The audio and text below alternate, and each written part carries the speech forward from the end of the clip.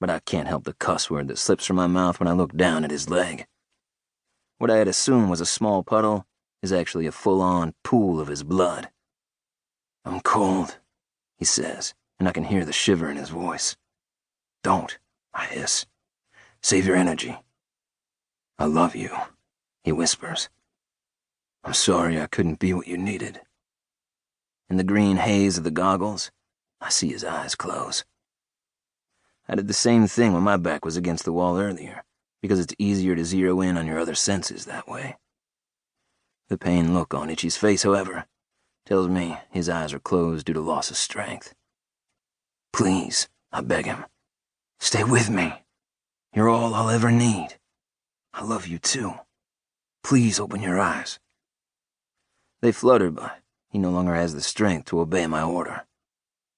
Before resting my head on his chest, I tug on the belt-turned tourniquet around his leg and get it a quarter-inch tighter. His breaths are shallow and intermittent, and his pulse is thready. "I love you. I love you," I chant over and over. I confess the words for the first time out loud with each compression of his chest. I'm repeating it still when I feel someone's hand on my shoulders. I'm still saying it when the lights are turned on and I'm staring down at the ashen gray body of my best friend, lover, and the greatest man I'll ever know. Chapter 1. Itchy, 2 years prior. "Get a load of this fucker," I say, angling my head closer to Snatch as Kid walks into the room. "Whose fucking jalopy is that out front?" he asks as he walks in. I look over at my best friend to find him smiling in the youngest member's direction. Kid is in running gear, soaked through from one of the runs he's been taking more often recently. "Sad asshole," Snatch mutters with a laugh. "I bet his nuts are so blue, they're purple by now." Kid used to fuck anything that walks, but after saving Chloe from a prescription pill overdose a little while back, she's all he seems to see now. The problem is that pretty little girl is only 17, and he's doing his best to keep his horny hands to himself until her birthday. I grin, trying to mask the irritation at my best friend. I'd give anything to only focus on the one person I can picture spending the rest of my life with. The only problem with my obsession is he's sitting beside me, and as straight as they come. The overhead light glints off the small stud that's centered in the tattooed star in his cheek, and I lose my ability to stay mad. It's how it's always been. I can't get mad at him for not returning my feelings, especially since I'd never even hint at them out loud. I can't tell him and expect my heterosexual best friend to just suddenly be attracted to men, myself in particular. My sexuality is more fluid than anyone else in the clubhouse. I haven't tried to get with any of the men here, but then again, Snatch is the only one I've found myself even picturing getting on my knees for.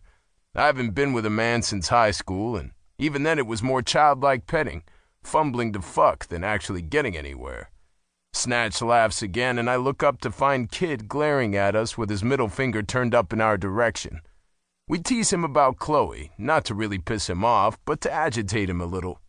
From the look on his face right now, I fully comprehend that he's in no mood to be fucked with. The glare in his eyes actually makes it seem like he's reached his breaking point, which concerns me because we're all well aware of just how wild Kid can be. For Chloe's sake, I hope it works out in their favor, and he doesn't fuck it all up. I didn't catch what Shadow said to him, but I'm certain it was a jab. We're all assholes, and given the opportunity to do the same to us, Kid would be all over that shit. The meeting begins, and Brian, our guest and old friend, lays out his dilemma. A girl he knows was abducted from Florida, and after speaking with her father, she's being held in Vegas. This should be a pretty simple recon and extraction. Having known Brian from when Blade was in Walter Reed years ago, Shadow assures him we'll do everything in our power to get her back. I can't help but cackle when Kid argues about going to Vegas and continues to bitch as he leaves the room. "He's afraid he'll fuck a hooker," I mutter as we watch him leave the room like a petulant child who has had his favorite toy taken away. "He better not," Snatch says in Chloe's defense. "But maybe it's best she finds out how he is now before she goes all in and gets fucked over."